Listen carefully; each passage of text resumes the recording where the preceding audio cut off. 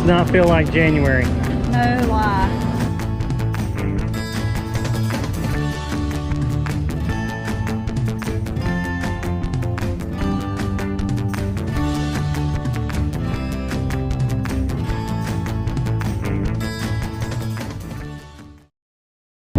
We are now on our way to Orlando, Florida. Just for the day. Just for the day. Where we're mooch docking right now is about an hour and a half away from Orlando, which is not that bad. So we're just going to drive in there for the day and then come back to the camper tonight. We're going to the Holy Land experience. He's never seen it before. I've been a couple times. So neat to go visit this place. So we're going to show you some footage there as much as we can. I know there's some exhibits that we cannot film. It's a super cool place. And we're going to probably check out Disney Springs, take a drive through Celebration here in Orlando. We're going to show you all of that. And we're trying to be very budget conscious while we're down here. Of course, we're not going to be able to go to any of the big amusement parks while we're here. That's on the pipeline, though. I think that's something we'll do that in the future, but this particular time we are trying to be very budget conscious. So we're doing a lot of the freebies, like Disney Springs and was it City Walk in Universal, and the Holy Land experience doesn't cost that much, so it's something that we can do that's budget friendly. Absolutely. And you have to think about that sometimes. It's a lot to go to these places.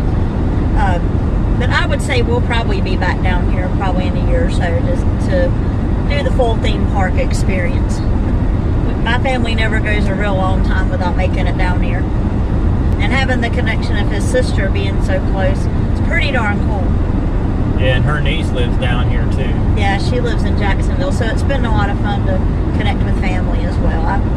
And the whole time we've been married, I think this is the most time I've gotten to spend with his sister. So that's been wonderful. It's a benefit to have an RV when you can go places and mooch dock and visit with family and not really, impose on their space because you've got your own space.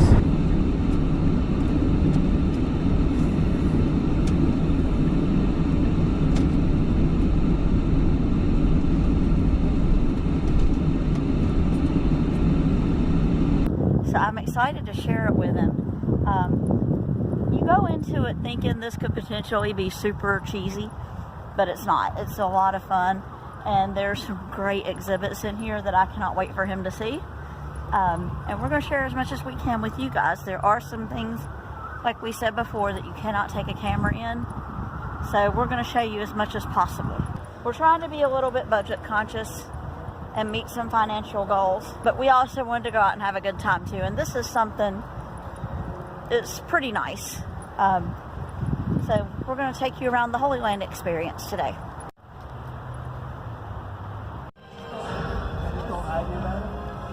Wow. Isn't this cool? Yeah.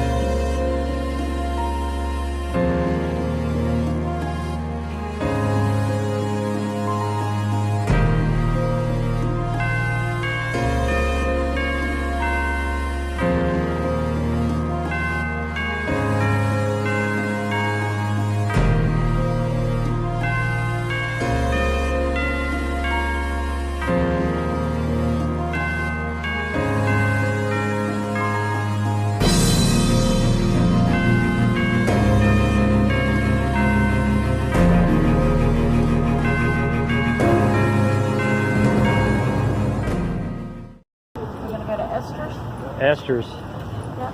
You want to go to Esther's? Yeah. Or do you want to go to Martha's? Esther's. Okay.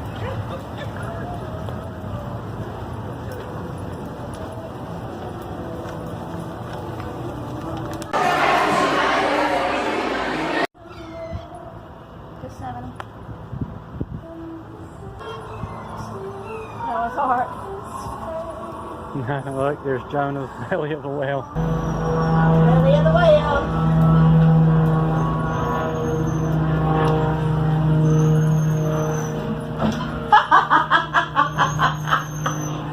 He's trying to kick his way out.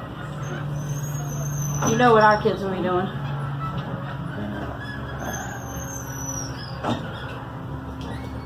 I'm hiding nutritious here. In the belly of the whale.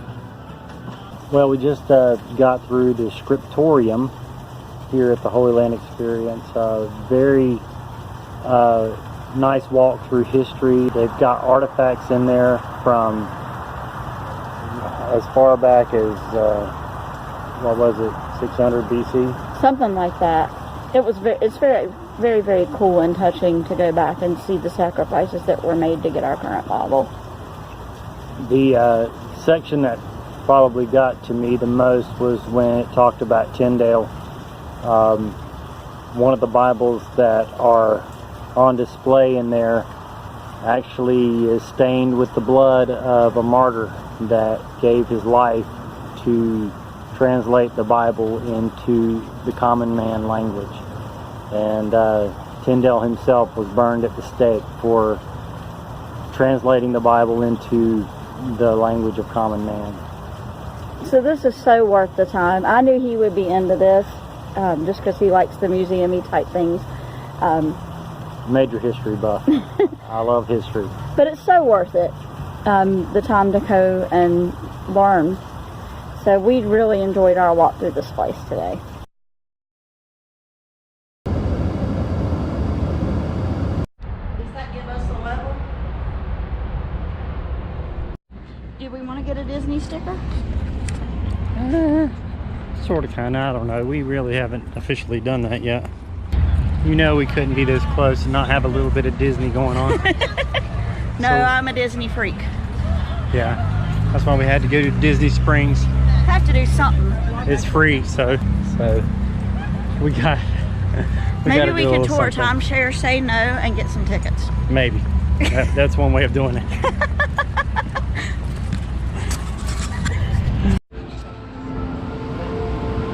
Did you already go order? Not yet. This does not feel like January. No lie. Smoothie break. Ah, California would be proud. Alright, let's... Need to drink it fast. That thing will disintegrate in 30 seconds.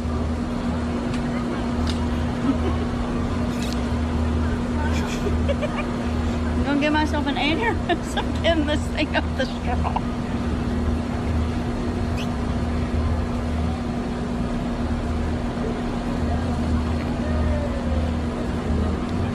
Very good. Okay, you finally got it up the straw, huh? Yeah. You can enjoy the fruits of my labor, right? Yeah. Wow, it tastes like paper. All right. You want to go down this way? Which way do you... That place was interesting. Oh, the memories. Lego dragon. Yeah. Look at the bird.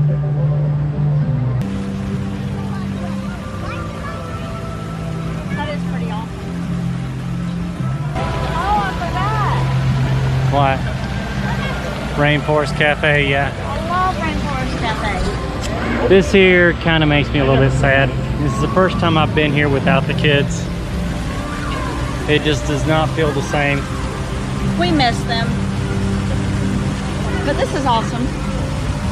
Yeah, it's awesome. We're enjoying ourselves, but seeing sights like this really makes me miss the kids right now. I know you do. I've got a picture of Seth when he was a young kid standing in front of this very dragon right here, and another one from just a couple of years ago, and you see how he had grown, and now he's all grown up and moving out and moving to Texas, and that makes me want to cry because I miss him so much.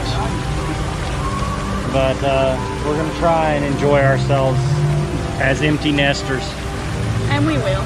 We will. I'm sure you've all been through it. Those of you that are at this stage of life. Yeah. Well, as long as we have something rough. You know what I mean? I know.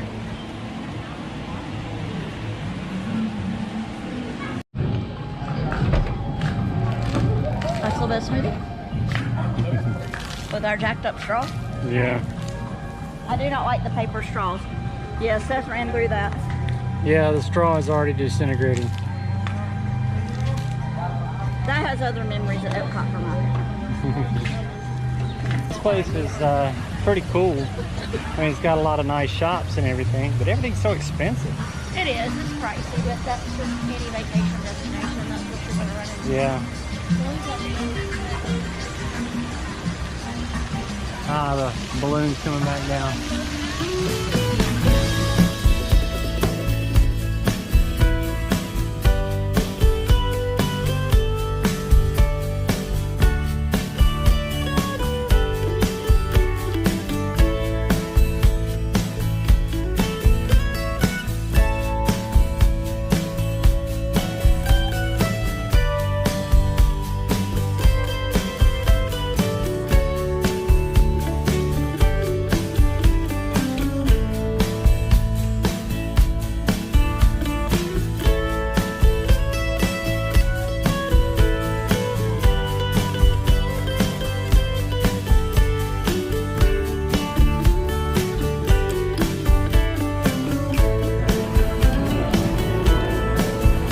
His stuff was over here. This is his stuff.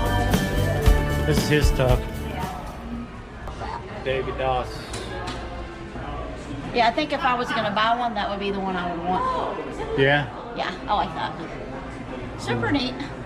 Well, why don't we just invite him over and have one do it first? He is a friend of my family. We like David. Yeah. That's my favorite. We can continue walking around here. If you want to head to the Universal City Walk, we can do that. Well, I've never been to Universal City Walk. You want to try that? Yeah. All right, let's try it. Let's go. This is more for grown-ups.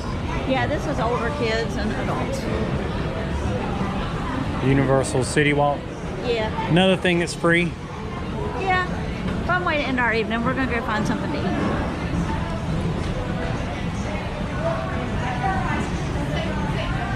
But I think there's a warmth to Disney that this doesn't have. Yeah. Which is why people love it so much. Give me more clothes. I've only been to the Islands of Adventure once, I think. Okay. So what, we go through check-in? Oh, okay.